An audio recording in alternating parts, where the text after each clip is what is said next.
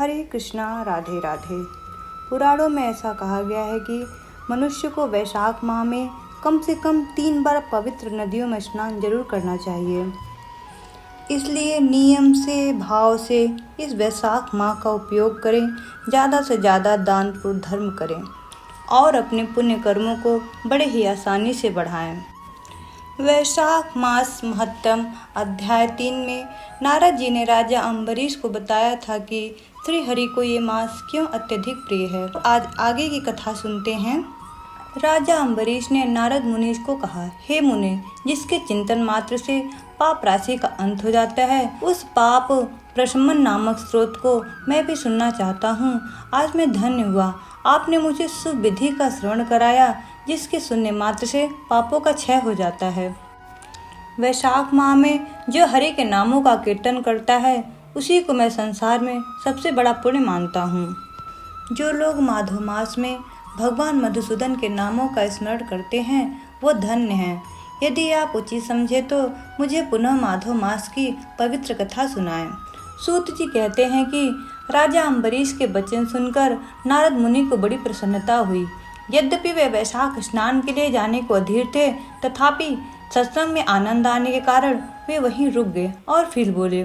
नारद जी ने कहा, हे राजन, आज तुम्हारे साथ जो माधव मास के महात्मा की चर्चा चल रही है, यह वैशाख स्नान की अपेक्षा अधिक पुण्य फल प्रदान करने वाली है, क्योंकि माधव मास के देवता भगवान श्री हरि विष्णु हैं, जिसका जीवन धर्म के लिए और भगवान की प्रसन्नता के लिए तथा जो रातों दिन पुण्योपार्जन में ही लगा रहता है, उसी को इस पृथ्वी पर मैं वैष्णव मानता हूँ। नारद मुनि बोले, हे राजन, अब मैं वैशाख स्नान से होने वाले पुण्य फल का संक्षेप में वर्णन करता हूँ, ध्यान पूर्वक सुनो। वैशाख मास में डुबकी लगाने मात्र से समस्त पाप छूट जाते हैं। पूर्व काल की बात है, कोई मुनीश्वर तीर्थ यात्रा के प्रसंग से सब जगह घूम रहे थे। उनका नाम मुनि शर्मा था। वे बड़े धर्मात्मा, सत्यवादी, पवित्र तथा शांति धर्म से युक्त थे। उन्होंने साधना द्वारा मन पर संयम पा लिया था। वे प्रतिदिन पितरों का तर्पण और श्राद्ध करते थे। उन्हें वेदों का संपूर्ण ज्ञान था। वे मधुर वाणी बोलते थे और भगवान का पूजन करते रहते थे। वैष्णव के साथ ही उनका समय व्यतीत होता था। वो तीनों कालों के ज्ञाता, अत्यंत तेजस्वी तथा तत्ववादी ब्राह्मण भक्त थे। वैशाख का महीना था। मुनि स्नान के लिए नर्मदा के किनारे जा रहे थे। उसी समय उन्होंने अपने सामने 5 पुरुषों को देखा, जो भारी दुर्गति में फंसे हुए थे। वे अभी अभी एक दूसरे से मिले थे। उनके शरीर का रंग काला था। वे एक बरगद की छाया में बैठे थे।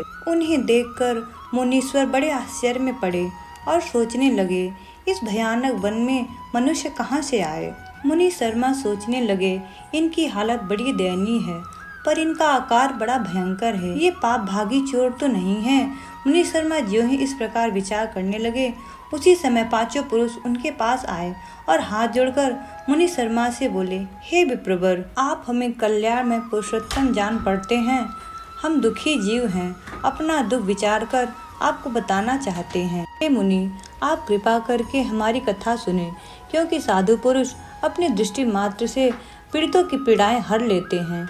इतना कहकर उनमें से एक ने सबका परिचय देना आरंभ किया। मैं पांचाल देश का क्षत्रिय हूँ।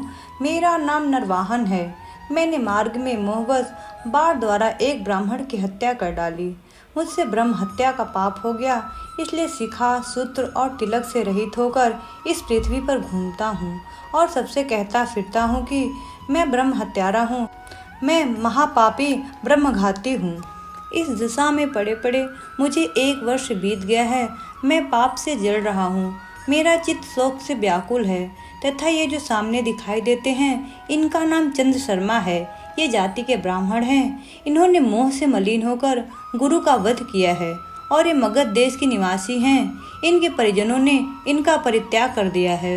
ये भी घूमते घूमते देव योग से यहाँ आ पहुँचे हैं। इनके भी न शिखा है न सूत्र हैं।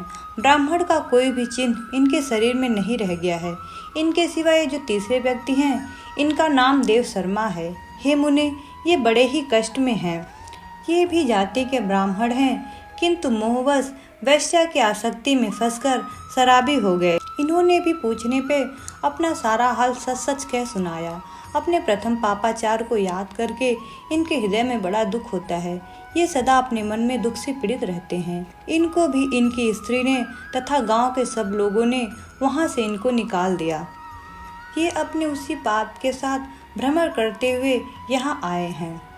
ये चौथे महाशय जाति के वैश्य हैं। इनका नाम विदुर है। ये गुरु पत्नी के साथ समागम करने वाले हैं। इनकी माता मिथिला में जाकर वैश्या हो गई थी। इन्होंने मोहवश 3 महीनों तक उसी का उपभोग किया है। जब इन्हें इस बात का पता लगा तो ये बहुत दुखी होकर पृथ्वी पर विचरते हुए यहाँ आ पहुँचे हैं। हम में से जो 5वें दिखाई दे रहे हैं ये भी वैश्य ही हैं। इनका नाम नंद है। ये पापियों का सत्संग करके महापापी हैं। इन्होंने प्रतिदिन धन के लालच में पड़कर बहुत चोरी की है। इनके अपराधों से दुखी होकर इनके स्वजनों ने भी इनको त्याग दिया है। तब ये स्वयं ही खिन्न होकर देवयोग से यहाँ आ पहुँचे हैं। इस प्रकार हम 5 महापापी एक स्थान पे जुट गए हैं। हम सब के सब दुखों से घिरे हुए हैं। अनेक तीर्थों में घूम आए मगर हमारा घोर पाप नहीं मिटता। आपके तेज को देख के हम लोगों का मन प्रसन्न हो गया है। आप जैसे साधु पुरुषों के दर्शन से हमारे पातकों के अंत होने की सूचना मिल रही है। हे स्वामी, कोई ऐसा उपाय बतलाइए जिससे हम लोगों के पापों का नाश हो जाए। हे प्रभु, आप वेदों के ज्ञाता हैं, परम दयालु जान पड़ते हैं। आपसे हमें अपने उद्धार की बड़ी आशा है। मुनि शर्मा ने कहा, तुम लोगों ने अज्ञानवश पाप किया है, किंतु इसके लिए तुम्हारे हृदय में खेद है तथा तुम सबके सब सच बोल रहे हो।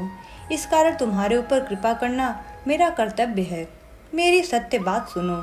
पूर्व काल में जब एक समय मुनियों का समूह एक जगह एकत्रित हुआ था, तब मैंने महर्षि अंगिरा के मुख से कुछ सुना था।